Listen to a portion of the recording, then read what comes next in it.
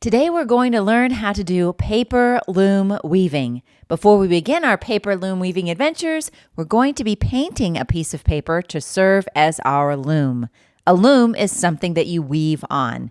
But enough about that. Let's talk about adding some designs to our paper. I'm going to start with a variety of lines, and I'm using oil pastels. I could draw a loop-de-loop, a wavy line. You could create any kind of line that you want to. You could fill your paper with as many or as few overlapping lines as you like. Overlapping means when something is in front of something else. So some of these lines are in front of other lines or on top of. Now I'm ready to paint. I'm using liquid watercolor and a large paintbrush, and all I'm doing is putting water on my paper. Next up, I've got a smaller brush, and I'm going to be adding color with my smaller brush.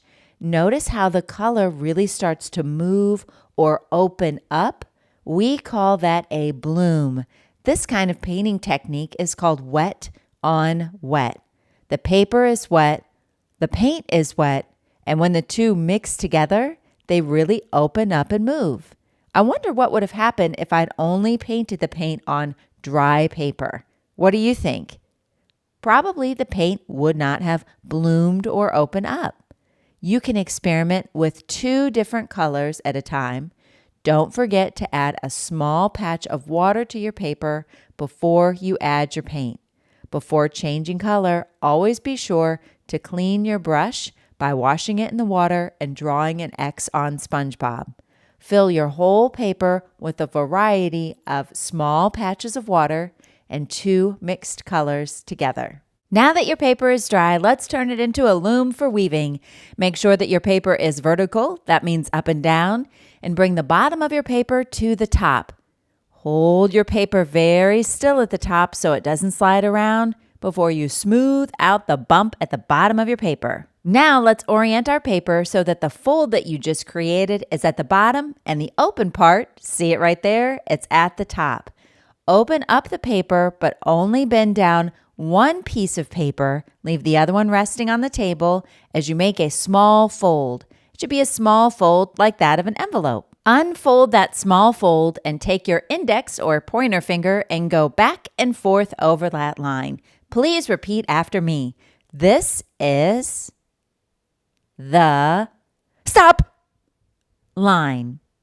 When your scissors are a-cutting, they will stop on that line. We are going to begin at the bottom of your paper at the middle. Is this the bottom middle? Nope. How about that? No. What about this? It's the bottom, but we're going for the middle. Now I'm going to start cutting until I get to the stop line. I'm going slowly and carefully and stop. And now I have what looks like a pair of pants for SpongeBob. Let's take one of those pant legs and find the bottom middle. Is that it? That it? How about that? Again, it's the bottom, but we're going for the bottom middle. Cut until you get to the stop line. We'll do that on that pant leg. Move over to the other one, finding the bottom middle. Stop when you get to your stop line. Now we have 4 parts of our paper pretty much equally spaced. Now we're going to make 8 equally spaced pieces of paper. That means we'll start at the bottom middle of each one of those sections, making sure to go all the way to the stop line. Find the bottom middle. No, man, get in the middle. That is not the middle. Would you please? Thank you. Bottom middle, go all the way to the stop line. Make sure you stop when you get there. Now, sometimes people will accidentally take this next paper and start cutting that. Nope. Find this one, bottom middle, and go to the stop line. You're going to cut 4 times. You'll end up with 8 parts of your paper. Count them up to make sure you got it right, and then go ahead and open up your loom. It's called a loom because I'm going to be weaving on it. What I weave with is called a weft.